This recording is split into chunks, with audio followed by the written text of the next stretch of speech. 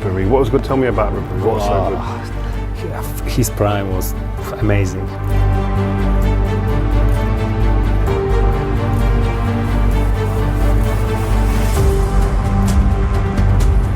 Sepak bola, panggung gemerlap di mana legenda dilahirkan dan di mana luka dihormati. Tapi di balik sorotan lampu, di balik kilau trofi, ada kisah-kisah yang lebih gelap. Kisah tentang pertarungan yang dimulai jauh sebelum peluit pertama dibunyikan. Dia bukan lahir di atas permadani sutra. Dia lahir dari pasir, dari kesulitan, di pinggiran kota yang keras. Wajahnya membawa peta perjuangan, sebuah tanda abadi dari takdir yang hampir merenggutnya. Franck Ribéry bukan hanya nama, itu adalah simfoni dari ambisi yang keras, kepribadian yang meledak-ledak, dan bakat yang murni. Bagaimana seorang anak yang dicap, yang ditertawakan, yang hampir kehilangan segalanya, bangkit untuk menjadi salah satu pemain sayap paling ditakuti di dunia. Bagaimana ia menaklukkan liga demi liga, memenangkan setiap gelar yang mungkin, dan berdiri setara dengan para dewa sepak bola modern. Ini adalah kisah tentang Scarface yang sebenarnya. Kisah tentang Franck Ribéry, sang gladiator berkelana. Dan inilah kisahnya.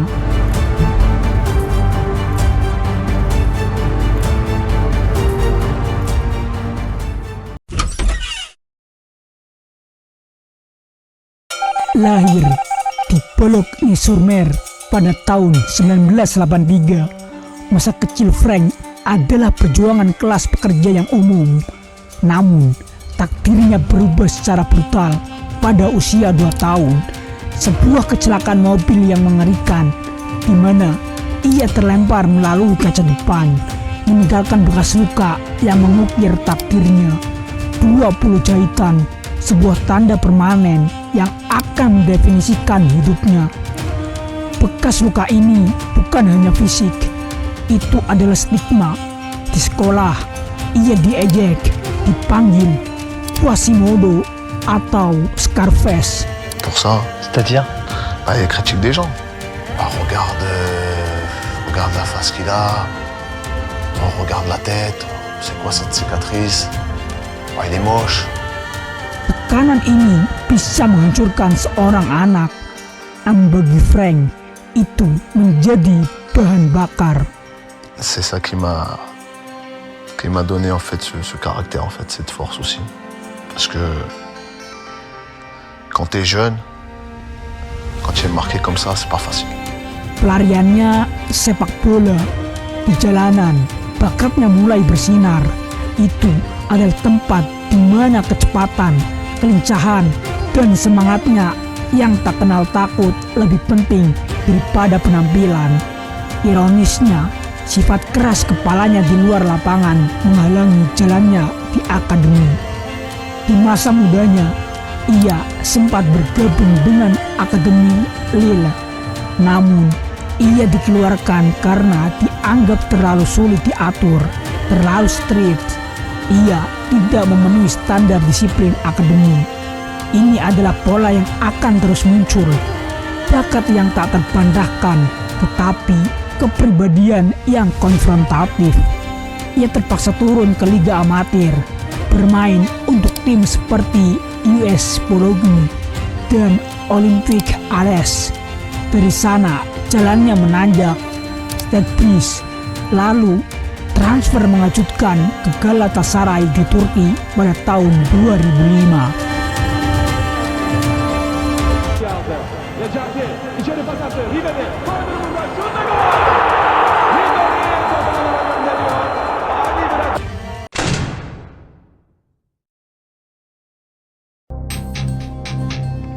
Meskipun hanya sebentar di Turki, penampilannya menarik perhatian raksasa Prancis, Olympique Marseille. Disinilah Di velodrome yang berapi-api, Ribéry benar-benar meledak. Ia menjadi idola. Ferrarinya Marseille, kecepatan lari kilatnya, kontrol bola yang luar biasa, dan kemampuannya untuk berkreasi dalam situasi buntu menjadikannya bintang. Keberhasilannya di Marseille membawanya ke panggung internasional. Ini adalah babak di mana ia memperkenalkan semangat street fighter-nya kepada seluruh dunia, bukan hanya kepada fans lokal. Pada Piala Dunia 2006 di Jerman, Ribéry yang relatif baru dan hanya memiliki beberapa caps internasional secara mengejutkan dipanggil ke dalam tim nasional Prancis yang bertabur bintang, dipimpin oleh Zinedine Zidane. Ia adalah pemain muda yang membawa energi yang hilang dari tim veteran itu.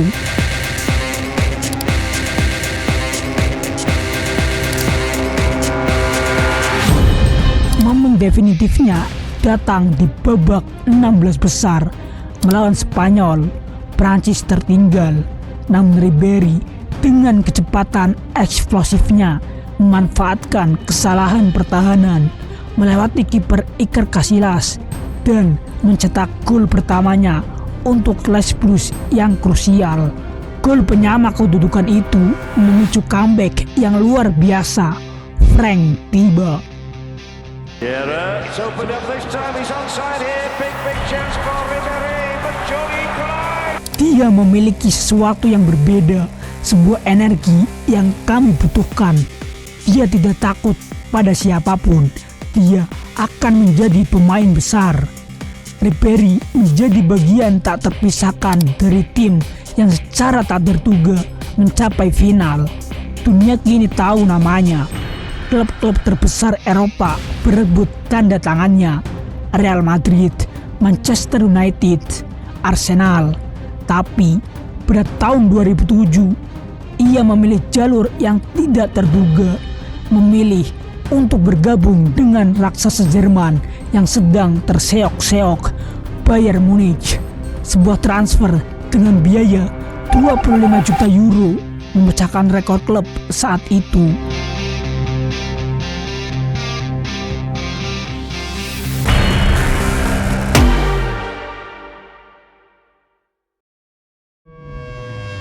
Kedatangan Ribéry ke Allianz Arena menandai dimulainya era baru. Ia menjadi Kaiser Frank di Munich.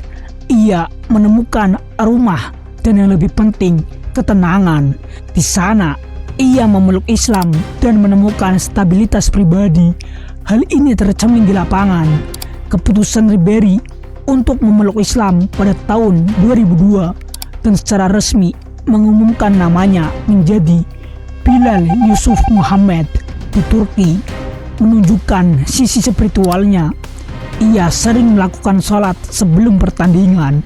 Keputusannya ini yang diambil jauh sebelum mencapai puncak karir menunjukkan komitmen mendalamnya pada nilai-nilai yang ia yakini terlepas dari sorotan publik.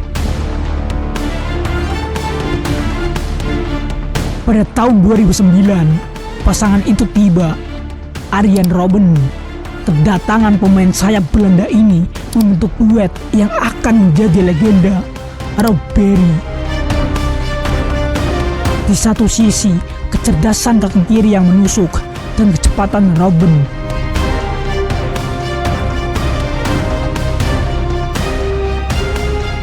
Di sisi lain, Maverick Prancis dengan kaki kanannya yang cepat, driblingnya yang gesit, dan semangat juang yang tak pernah padam. Mereka adalah yin dan yang sepak bola sayap. Robben, you know most likely what he's doing. Takes the ball inside and tries to hit the ball with left.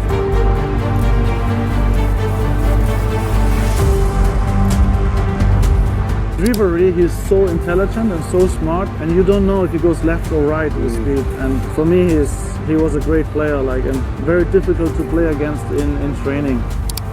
Frank adalah seperti anak bagi saya. Dia adalah seorang street fighter sejati. Dia mungkin tidak selalu mudah, tapi dia memberikan segalanya untuk klub. Dia adalah salah satu transfer terbaik dalam sejarah Bayern.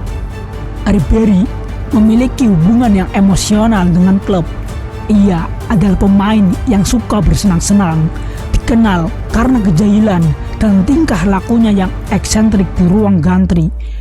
Anekdot yang terkenal adalah kebiasaannya menyiram air pada rekan setimnya atau menampar kepala mereka sebagai tanda kasih sayang.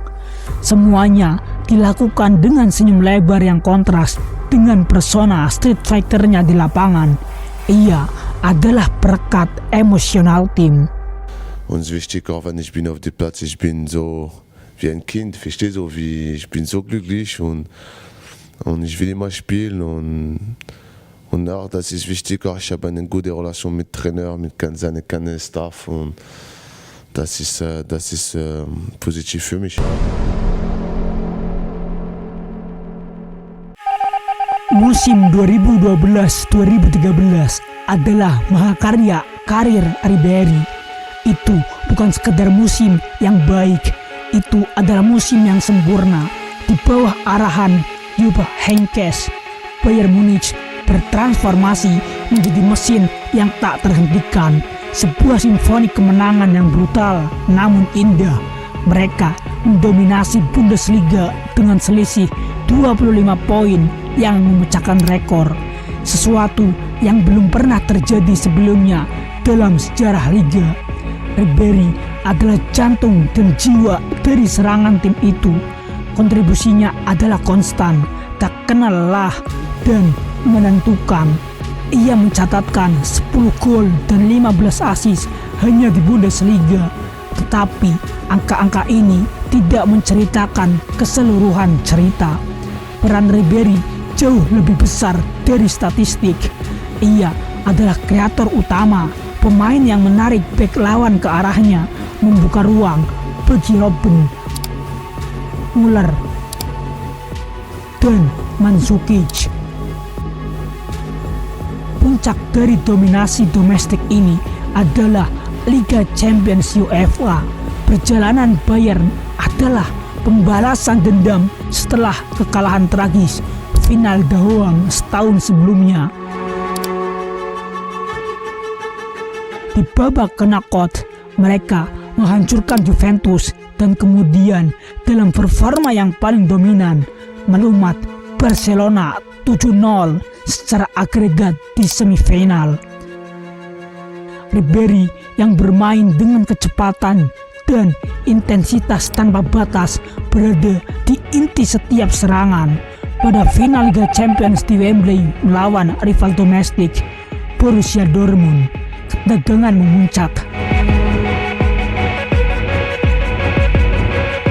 Pertandingan berlangsung sengit, tegang, dan buntu hingga menit-menit akhir. Di sanalah Ribéry menunjukkan kelasnya, bukan dengan gol, tetapi dengan kecerdasan dan sentuhan magis yang menentukan. Dengan satu backheel yang luar biasa dan tak terduga, ia mengirim bola ke ruang kosong, mengelabui pertahanan Dortmund dan memungkinkan Arjen Robben mencetak gol kemenangan di menit ke-89. Itu adalah momen puncaknya. Ribéry adalah arsitek treble winner. Pengakuan pun datang. Ia dinobatkan sebagai UEFA Best Player in Europe 2013, mengungguli Ronaldo dan Messi. Bagi banyak penggemar dan pakar, ini hanyalah pemanasan menuju hadiah utama. Semua orang, termasuk Ribéry sendiri, yakin ia akan memenangkan Ballon d'Or 2013.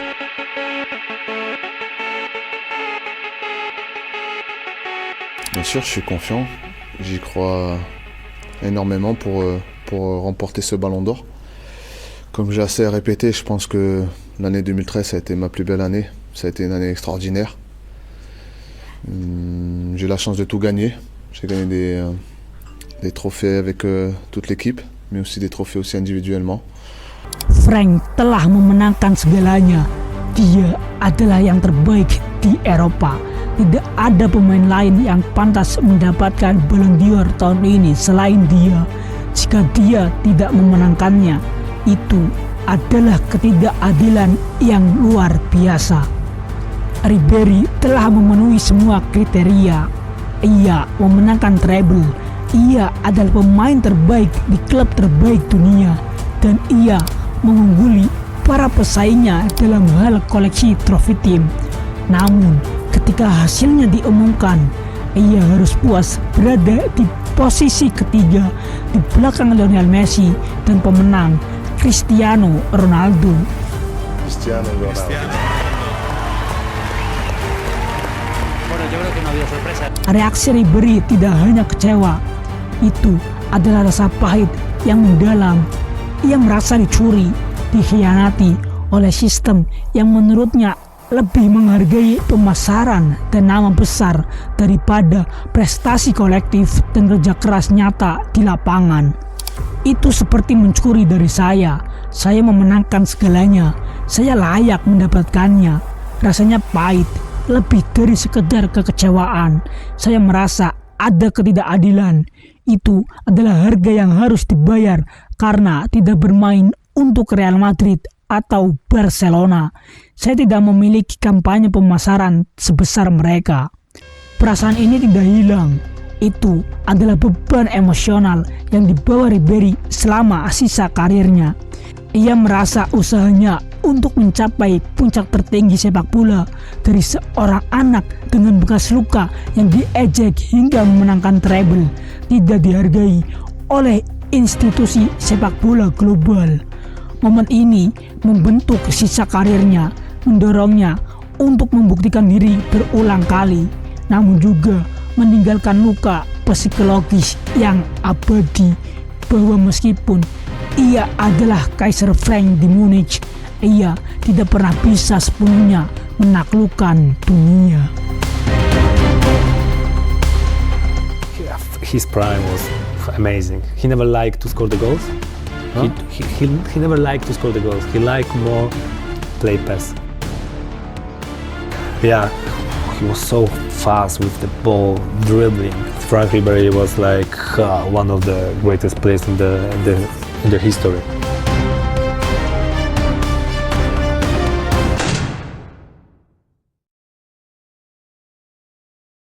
Karir Ribery juga dipenuhi dengan kontroversi di dalam dan di luar lapangan.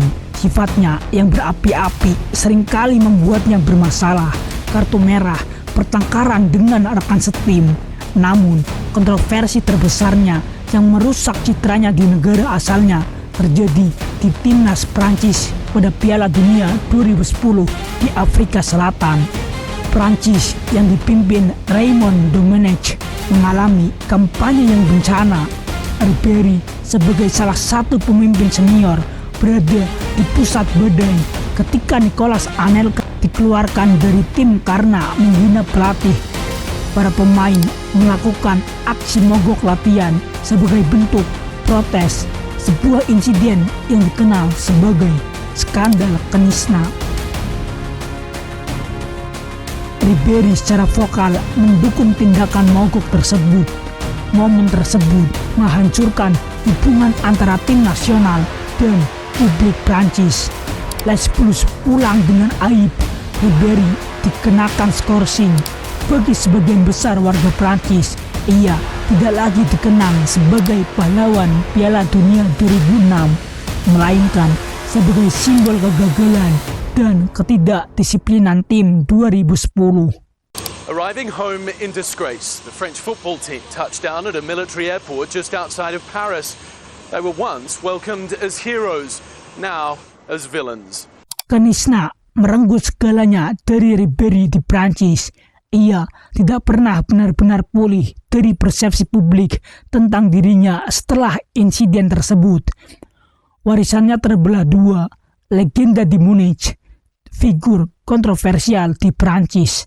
Meskipun demikian, Ribery kembali ke timnas dan bermain di Piala Dunia 2014. Namun, cedera membatasi dampaknya.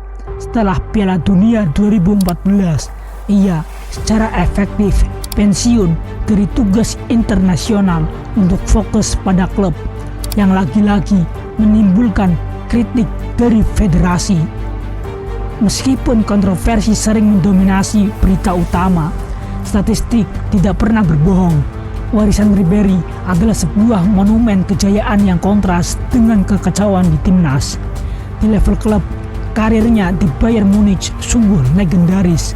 Selama 12 tahun di Bavaria, Frank Ribéry bermain dalam total 425 pertandingan kompetitif, mencetak 124 gol dan memberikan 182 assist. Kontribusinya langsung menghasilkan total 23 gelar besar, termasuk 9 gelar Bundesliga dan gelar Liga Champions UEFA 2013.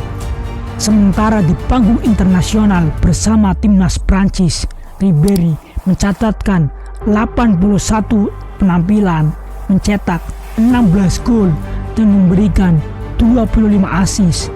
Statistik ini menunjukkan kontribusinya yang signifikan, meskipun karirnya di Les Bleus berakhir dengan nada pahit.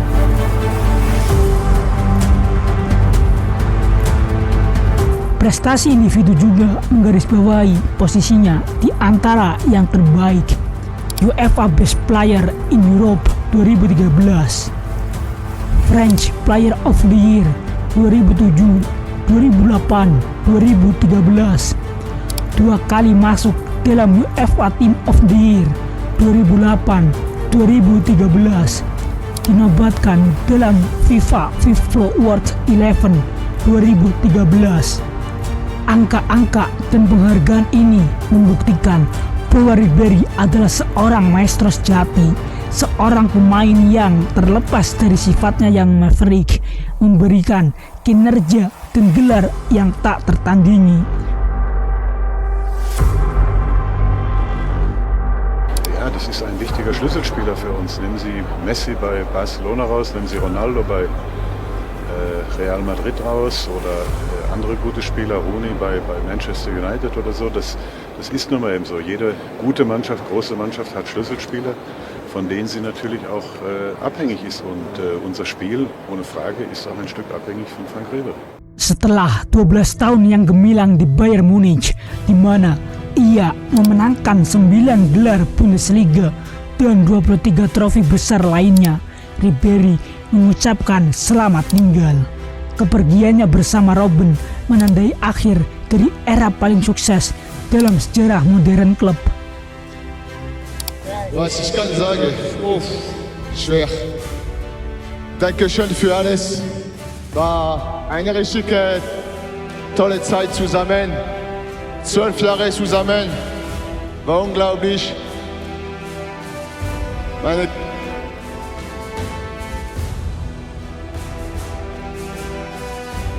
Wenn du bist schon 12 Jahre beim Bayern, war eine tolle Zeit für mich, auch für meine Familie. Kami berterima kasih padanya. Dia adalah seorang showman dan entertainer. Dia adalah pahlawan bagi klub ini. Kami akan selalu merindukan semangatnya, senyumnya, dan tawa, serta kenakalannya. Ribéry menolak pensiun. Ia berkelana ke Serie A di Fiorentina dan Salernitana. Ia menunjukkan bahwa bahkan di usia 30-an akhir, ia masih memiliki sentuhan, gairah, dan etos kerja. Ia menjadi mentor, seorang big brother di ruang ganti untuk pemain muda. Frank Ribéry, ia tidak pernah memenangkan Ballon d'Or, tetapi warisannya jauh melampaui penghargaan individu. Ia adalah pemain yang menentang stereotip. Ia mengubah luka fisik dan ejekan menjadi mesin pendorong. Ia membuktikan bahwa seorang pemain bisa mencapai puncak dengan mentalitas street fighter, asalkan didukung dengan bakat murni dan kerja keras. Ia meninggalkan Munich sebagai legenda abadi, sebagai Kaiser Frank. Mila Samila!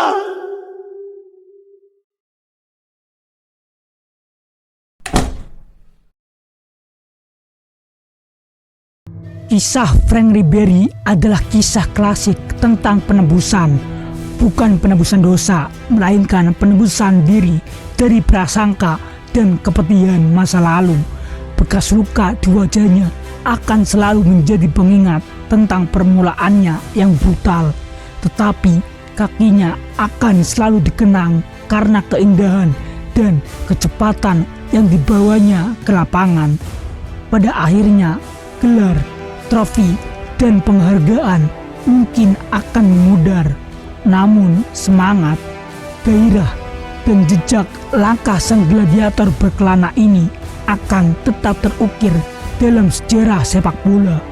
Sebuah legenda yang membuktikan bahwa terkadang bekas luka terindah adalah bekas luka yang telah membentuk kita.